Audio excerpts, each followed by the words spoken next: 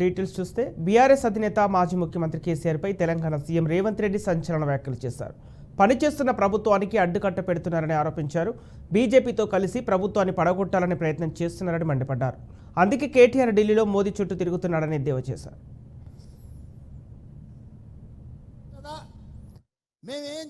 ఇంటలేదు ప్రభుత్వం అని 10 ఏళ్ళు మా కార్యకర్తల్ని కొట్టి సంపి కేసులు పెట్టి జైళ్ళలో పెట్టినప్పుడు కేసీఆర్ ఎక్కడ పోయింది రాజనీతి, ఎక్కడ పోయింది ప్రజాస్వామ్యం? ఆనాడు మేము నీలాక దొంగ దెబ్బ తీస్తలేం, నీలాక అక్రమ కేసులు పెడతలేం, బాజాబ్తా ప్రజల చేత ఎన్నికై ఇక్కడికి వచ్చినాం. 6 నెలలనే అంత అయిపోయినట్టు కేసీఆర్ ఏదేదో మాట్లాడుతుండు. ముందుంది ముసళ్ళ పండుగ అని చెప్పి నేను ఈ చెప్పదలుచుకున్నా.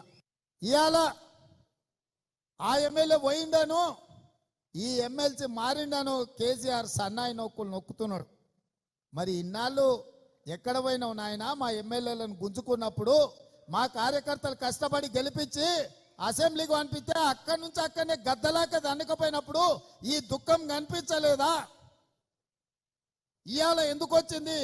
ఎన్నికైనా నెల తిరగక ముందే ఈ ప్రభుత్వాన్ని పడగొడతాం, ఈ ప్రభుత్వం పడిపోద్ది అని చెప్పి బీజేపీ వాళ్ళు బీఆర్ఎస్ వాళ్ళు ఒక్కటై కుమ్ముక్కై మన ప్రభుత్వాన్ని పడగొట్టాలని చూసిరు.